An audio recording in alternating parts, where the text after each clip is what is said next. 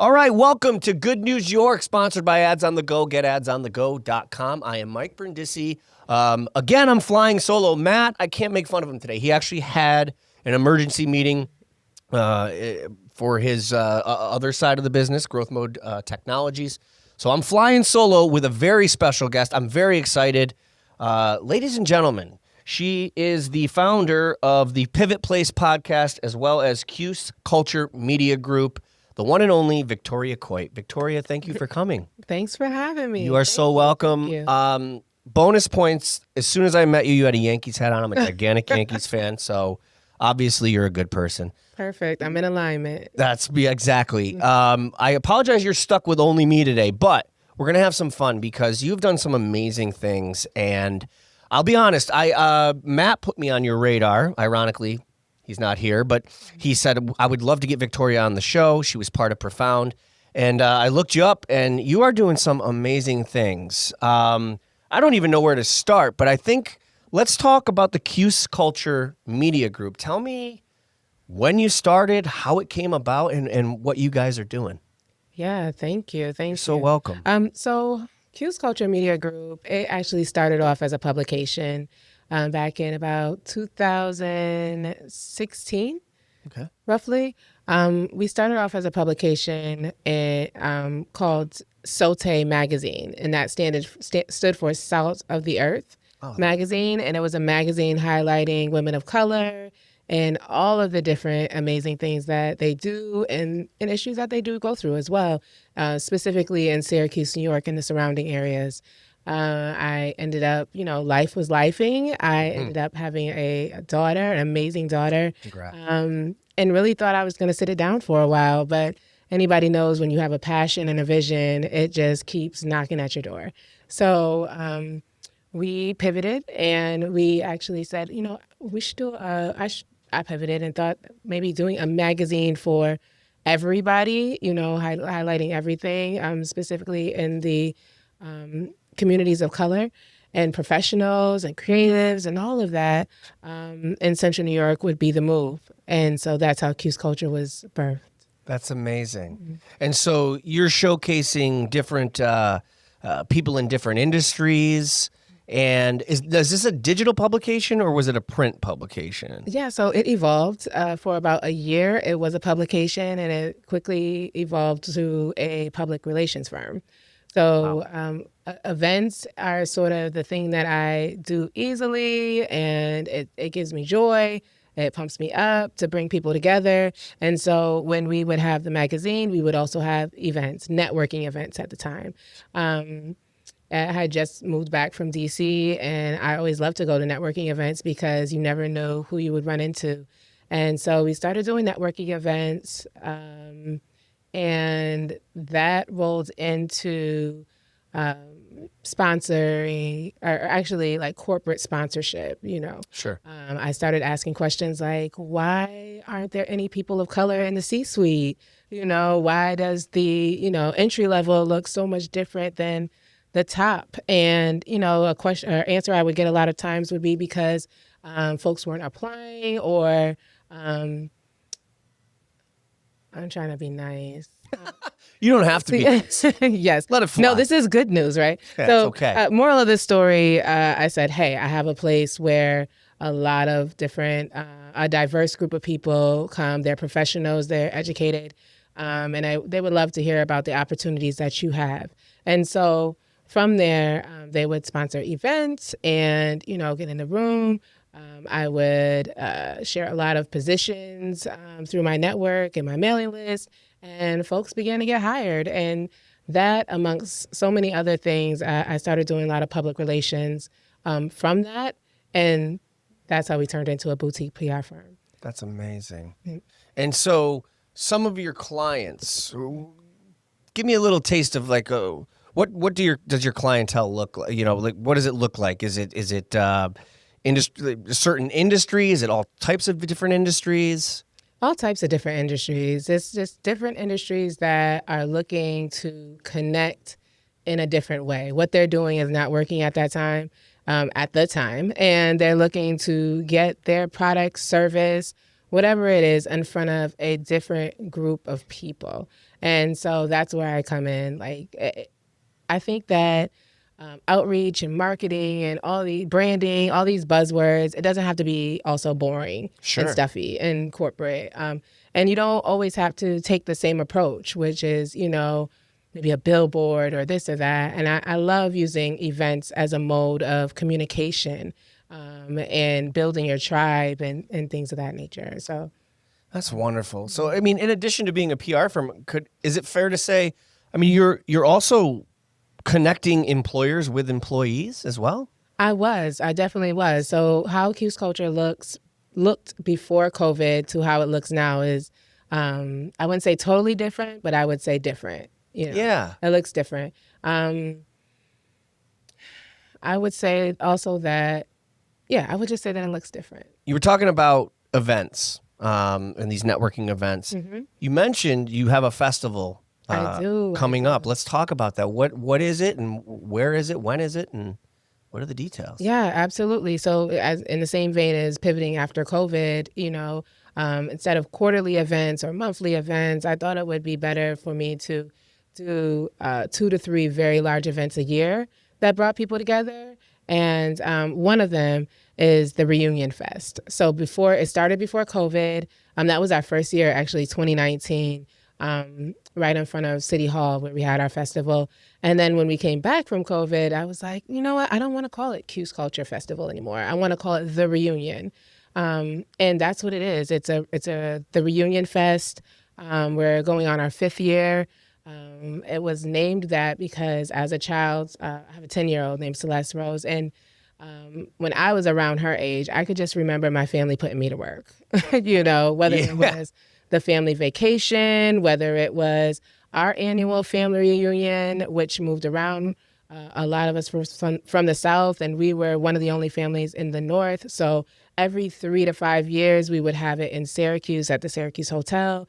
And I would be like part of that organizing team with my grandmother. So putting that together, a weekend of events at such a young age, I didn't even realize that it made an impact with me. But what made it impact was having that moment and intentional time to connect with family, to connect with folks that you haven't seen in so long. So I just patterned that after this festival. There are individuals that specifically come to town to come to it that grew up in Syracuse. They know they can see their friends and family, their classmates. And then also, we're all so busy. So do we really get to see folks that we grew up with like that? This is the time to do so, to be intentional. I think that is so awesome for many reasons. The obviously being, I think with social media and post-pandemic, we're less social as a society. So I think it's great that you're kind of trying to kickstart that again. But what I also think is, I noticed years ago, I would get emails all the time, our high school reunion, 10-year, 15-year. And then it kind of died out right around COVID. Mm-hmm. And someone made a point to me that with the rise of social media, everybody's kind of still in touch. You can see people on social media, you can talk, you can see what everybody's up to. So not as many people are getting together. So the fact that you're kind of creating a reunion for all is just awesome. And I think it's such a great thing. And where is this happening? It happens in Perseverance Park, which is for our folks that grew up in Syracuse, on the corner of Salina and Fayette, where the old Central Bus Hub used to be. A lot of people say, I didn't know that was a park and I didn't know it had a name. But it's called Perseverance Park. It's in front of the Chase building, right in the center of downtown, on the corner of South Salina and West Fayette Street. That's amazing. And what's the dates on that? And the August time? 2nd, which is this Saturday.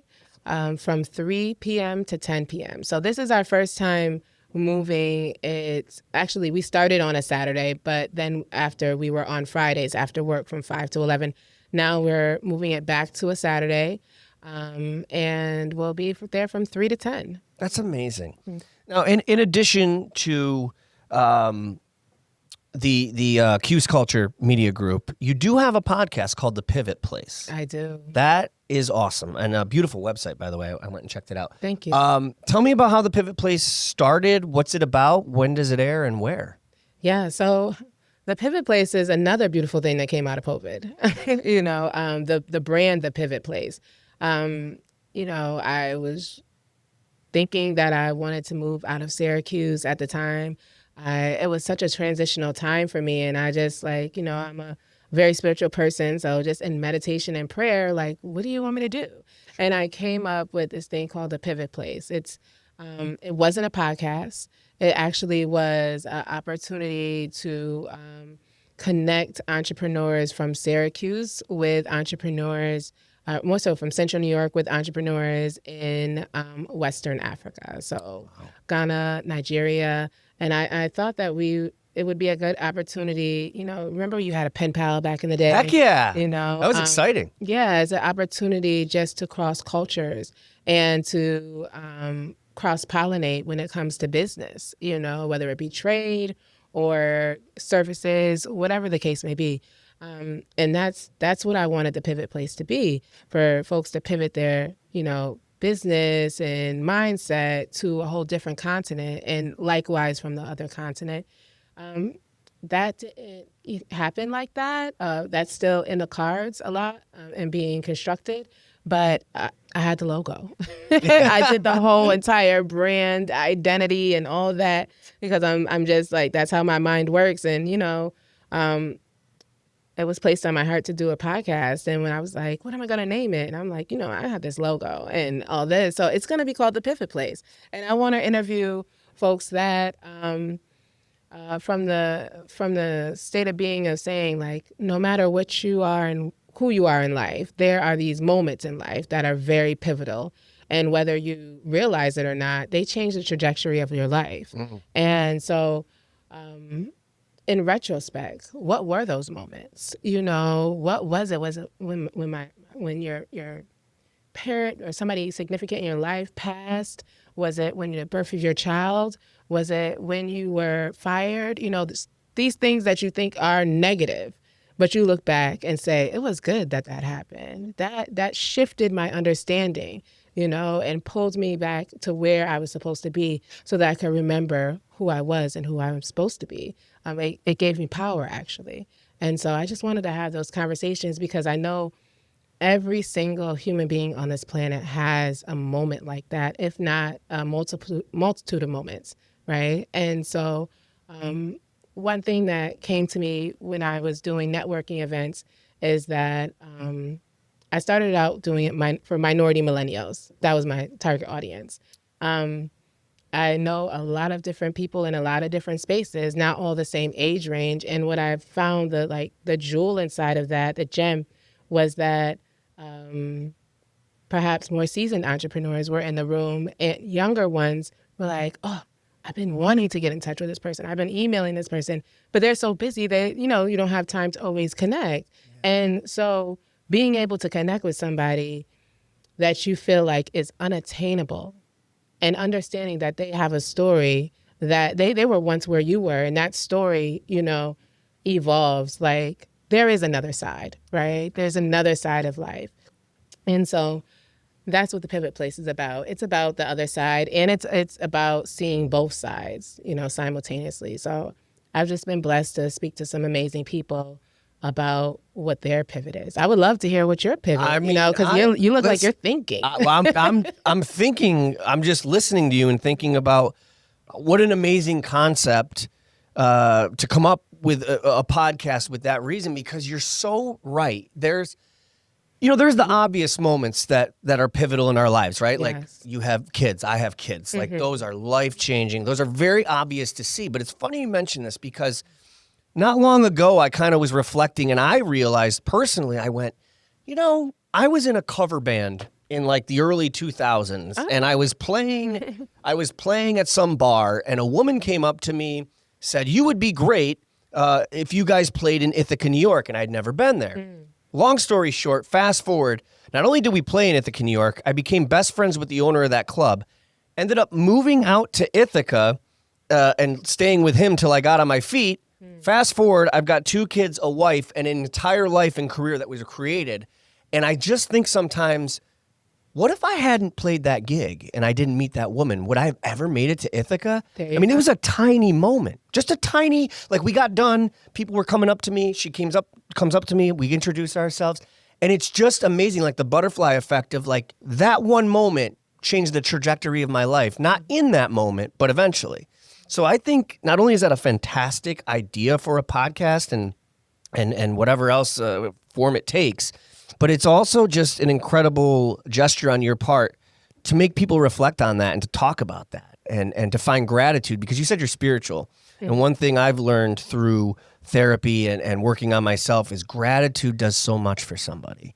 I just, what I found too is that between the Cuse Culture Media Group and the Pivot Place podcast, there's one overall theme, and that is it seems like you are out to help people, connect people, and help people grow. Where does that come from, and what drives you to? I mean, it's an amazing thing, and what drives you to do that? Let me answer your first question. Well, it wasn't a question, but I probably 100 things at you. Yeah, so I have an amazing mentor that I speak to on a daily basis, right? And one thing he stresses is being in the moment. And it sounds like you and that buyer were in the moment, but you also, I'll add on to that, like not rushing, right? Because you can miss something that can shift your life inside the moment. And I even, like this morning, full transparency, I was late. Yeah. Half an hour late. And I wanted to be like, but because I had other things going on, I said, just slow down, relax. You and I are having this conversation like we're supposed to, 100%. Right? And that's just what it is. So what brings me to this point of my own self-awareness is pain. Mm-hmm. Pain births purpose, right? It gives clarity, and it takes you to where you need to be. A lot of times, I saw this documentary, and I'm so irritated that I cannot remember the name of it, because it was a random, here we go, talk about the moment again, a random DVD that somebody gave me, showing my age, a long time ago, just a documentary about Syracuse, right? Okay. And under the 81 bridge, they asked like a homeless man just holding a sign, they asked him, what is your biggest regret? And you would think that it would be all types of different things. And he was just like, deal with your shit, right? And I was like, yeah.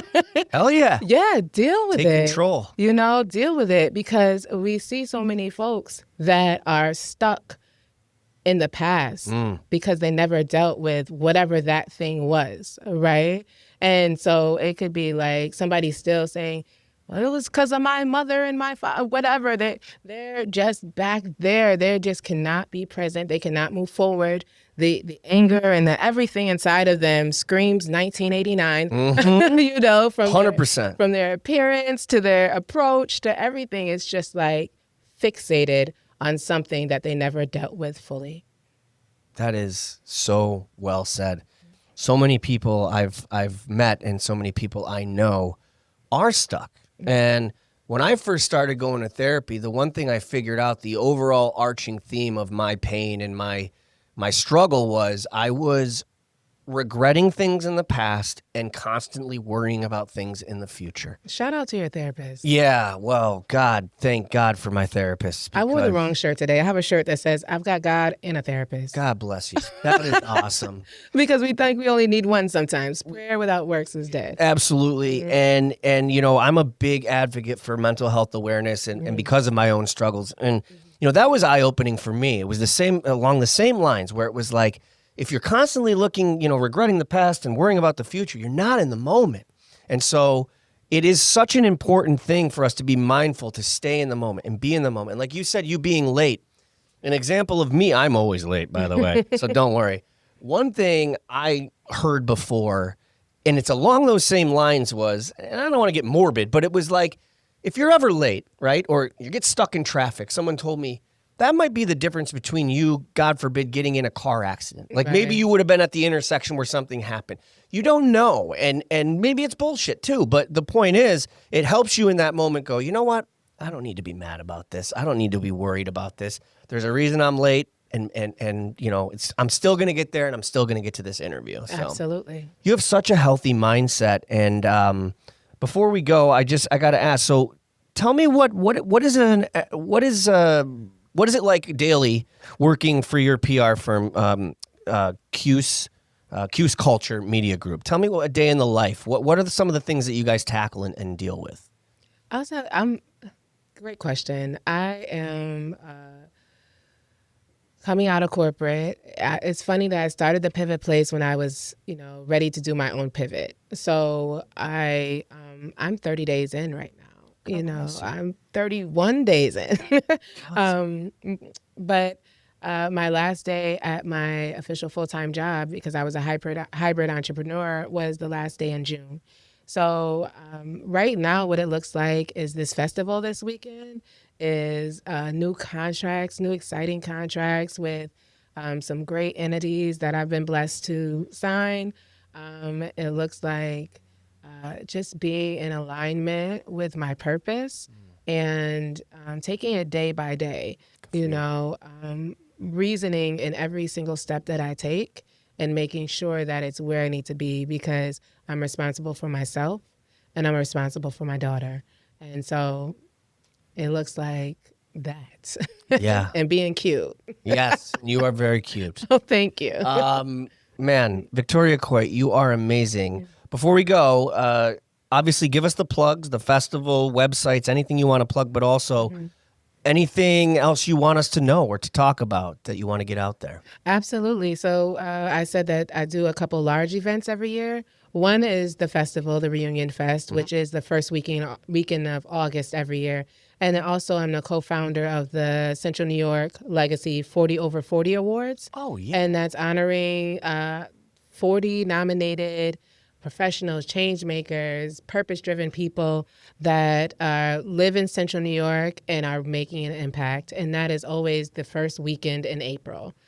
So nominations for that opens up on November the 1st, and they close on December 31st. And outside of that, I just, would like to tell your audience to follow me on Facebook. My Victoria Coy everywhere. The Pivot Place on Instagram, Cuse Culture on Instagram, Facebook. You could also subscribe to our mailing list on cuseculture.com and stay in the know of what we have going on and how you can.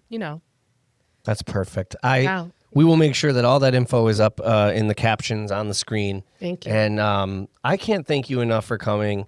And I mean this sincerely. You are a very impressive person and an impressive woman, and I really respect you and what you do, not only for people of color, but just people in general in Central New York and beyond. And keep doing what you're doing, and please come back anytime. Thank you. Victoria Coit, the Pivot Place podcast, Cuse Culture Media Group. She does it all. She connects it all. We love her. Thank you so much. Thank you. And with that, another episode of Good News York. We will be back next week. Matt and I will be here. Lots of guests, lots to talk about. It is Good News York, sponsored by Ads on the Go. GetAdsOnTheGo.com. Victoria Coit, she's amazing. Check her out.